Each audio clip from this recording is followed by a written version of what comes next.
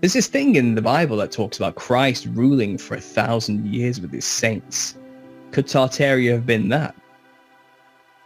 It seems like, if you look at all these churches and the iconography everywhere, you have these resurrected saints all over these Catholic churches. And you read Revelation 20 and it says, the resurrected dead will get to reign with Christ for 1,000 years as kings. It seems like maybe this has happened, and this is the remnants of it, these resurrected saints all over the cathedrals. Wait a minute, no.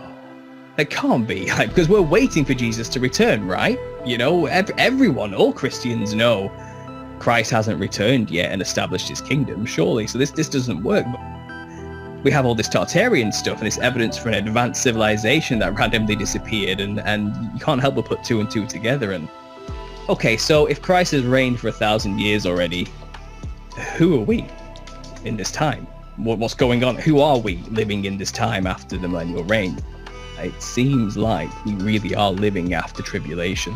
There has been a 1,000-year reign of Christ physically on earth with resurrected saints, and we are in what's called the little season of Satan, which in Revelation 20, chapter 7, it clearly states when the 1,000 years has ended. So it ends.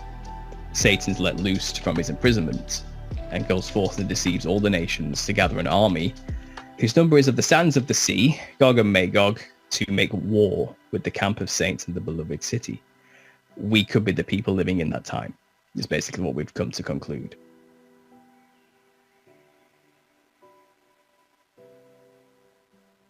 Why let Satan out at all?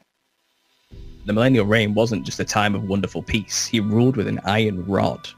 Satan's let out for the season to give the rest of the dead a choice. Do you want to choose Christ or do you want to choose the devil? And never take that free will from people. But it's kind of when you haven't got the choice, are the people really truly choosing you?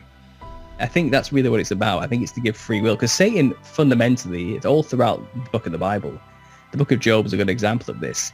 He can't really do anything without God's permission. He is basically, he has a job to fulfill for God, and it's to test people. That's all he's ever really been for, to test the faith of people.